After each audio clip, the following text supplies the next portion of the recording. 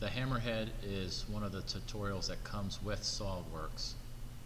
To access the tutorial, first click on the home icon and click on the Welcome to SOLIDWORKS link. On this window, click up top where it says Learn. Then click on Tutorials. And we need to then click on Basic Techniques, where you can see lofts and you have the hammerhead. Click on that. Alright, so this is what we're going to be creating. Next topic. It says do a new part file, which we have. We want to change it to metric, MMGS. So down here change IPS to MMGS. And we need to go to View, Hide Show, and verify that the planes is selected. View, Hide Show. We want to make sure planes is turned on, which it is. Pushed in means it's on. And then now, over here in our Feature Manager design tree, we need to find the front plane and turn on the eyeball show. That way our front plane is turned on. Next, click on the front plane so you get these little circles and balls on the corner. And we're going to hold down the Control key on your keyboard, hover over the corner so you get this little symbol, then click and drag with your mouse, still holding down the Control key. And it kind of lags, it takes a second. You should have another work plane. You can let go of the mouse and let go of the Control key. And the distance for the first one says set offset distance D1 to 25. So we type in 25, hit enter, and now it's 25 millimeters away from the first one. Then go ahead and click the green check mark for OK, and there's plane 1. Next topic. With plane 1 selected, grab the Control key again, tear off another one. This one's also going to be 25 millimeters, and enter, and hit the green check mark. That's steps 1 and 2. And then holding Control key down again, tear off another one, except this one's going to be 40. 40 and enter, hit the check mark. So we have a front plane, plane 1, plane 2, plane 3. And it should be 25, 25, then 40 millimeters away. Next topic. Select the front plane, then click on the sketch icon. So click on the front plane, make sure you got the correct one selected, front plane. You can either click on this sketch icon or you can go to the sketch toolbar and click that sketch icon. It's the same thing. Alright, we're going to draw a square 60 by 60 centered on the origin. The fast way to do that is up top, find the rectangle command, hit the drop down. We want center rectangle. Center rectangle. Click on that. Click on your origin, stretch out a square, turn on Smart Dimensions, and dimension it 60 by 60. 60 long, 60 tall. Since we drew it from the center, it's automatically centered around the origin. So we can skip the 30 and 30. We don't need those. Alright, step 3, exit the sketch. Next topic. Now it says open a sketch on plane 1 and sketch a circle in the center of the origin like this. So what we need to do is rotate this middle mouse button, rotate it, click on plane 2. Again, make sure you're on the correct one. Plane 1, click on the sketch icon, go back to your front plane so you're looking at it straight. Grab the circle icon, circle tool, click on the origin and draw out a circle. Smart dimension it to make it 50. Okay, step 3, exit the sketch. That's it for that sketch. This time we're going to rotate it again. Click on plane 2 this time, put a sketch on it. Go back to your front view, Control 1. And this time we're going to draw a circle from the center origin and we're going to snap it to the corner of the square we made.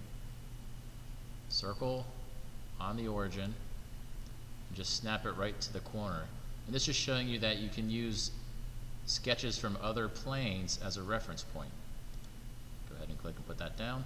That's it for that sketch. Exit the sketch. Next topic. Go to your isometric view, Control 7. Now you got to click on your screen. If Control 7 doesn't work, click in your drawing area to activate it and hit Control 7. Or you could just go up top here and click on the isometric there. Alright. Step 2 says select sketch 3. So right here we want to select that sketch so it's highlighted baby blue or light bright blue. We're going to copy it. Go to Edit and Copy. You could also hit Control C the copy. Select plane 3, this one, and we're going to paste. Edit, paste, or you could hit Control V. And what it shows you is that you can copy one sketch and paste it to another plane. Next topic. Alright, click on the Features panel. We're going to do a lofted boss base, new tool. Okay, and look at where the bright blue circles are. That's where we're going to click. Start in the square. Click on the little circle. Click on the big circle. Make sure you're clicking on the circle. Click on the other big circle. So you should have 4 dots. 1, 2, 3, 4 going in that order. 1, 2, 3, 4. Hit the check mark. And it should look like this when it's done. Next topic.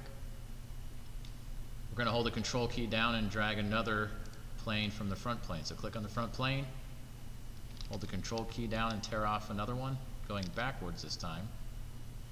And we're going to make that an offset distance of 200. 200 and enter. Zoom out so you can see it. Check mark it. There we go. Put a sketch on it. Click on plane 4. Click on the sketch icon. Now to look at this straight on, let's go to the back view. View orientation. And the back view is the one that has the shade on the back of the cube. Alright. Again, they drew a rectangle using the line tool. We're going to use center rectangle. Click on our origin as our center point. Draw out a long, thin rectangle. Smart dimension on. So turn smart dimension on. Click on the top line. I like to put it out here so it doesn't get snapped on something by mistake. Way out here. 150. Enter. Click on the side. Put that down. Make that 5. Okay, that's it for that sketch. Exit the sketch. Next topic. Now we're going to rotate this. It says go to the isometric view, but let's just rotate it a little bit like this. And click on that bottom corner of the sketch, right there. That's what you want. Do another lofted boss base. And we want that corner that we clicked on to line up with this front bottom area. Not this, not that, but right in this area. Not over here, right here. Okay, that's what they're pointing at. If you do it right, you should get a nice triangle. If you had this point up here selected, okay, so I have the top one selected by mistake, you get this crisscross wedge. It's not what you want. It's not a big deal. Click on the bottom one to deselect. Click on the bottom one again to select it, and you should have the nice wedge. Go ahead and hit OK. And that's what they're trying to explain here. Bottom corner, so the bottom corner goes to the bottom corner. Next topic. Alright, we're going to flex this. We can bend it and flex it. To get the flex icon to show up, click on the flex icon right here in the tutorial. When you click on this icon, it opens up this toolbar with the flex command. Go ahead and click on flex. Select the hammerhead. It should turn kind of a yellowish color. Alright. Step 3, under trim plane 2, trim plane 1, trim plane 2, right here. Select on this square to make it blue. Go to our isometric view. And what we want to do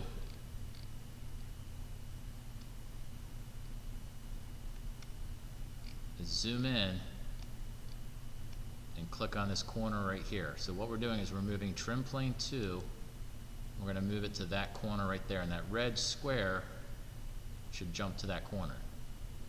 If you try to do it out here, you can't get it. This thing's in the way. So zoom in so you can get that corner.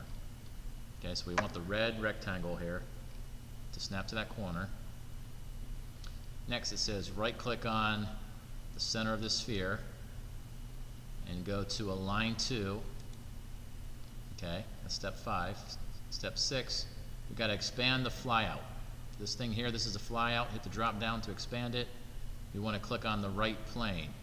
It helps if you zoom out, so you can click on the right plane. Okay, so that makes sure left and right that this center ball, this sphere, is on the right plane. So we just did that. Next topic. Now we're going to right click on this little ball again, the triad, and we're going to move triad to plane 2. Okay, move triad to plane 2, and if you notice, it moved it from back here up to here where the red rectangle is. Okay, now zoom in so that you can get this little symbol. Move your arrow, your cursor over the red rectangle, and you should get that little loop, the blue loop arrow. Click your mouse and drag it left and right. If you drag it, you can bend it or flex it, right? And kind of have fun dragging it back and forth and flexing it. Okay, once you play around with it a little bit, over here on the left, change the angle to 45, so it's 45 degrees.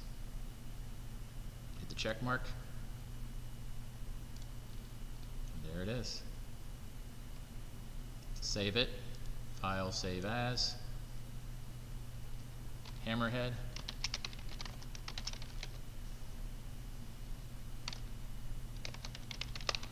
I'm going to save it as an example since mine's an example. Put in a title block. File, new drawing. A size landscape. Hammerhead. And we could just turn on create multiple views because we want to create the front, top, left, and isometric, so they're all 4 on. 1, 2, 3, 4. All on, hit OK. And that makes them all in one shot. Right click, edit sheet format. Put in your name and the date.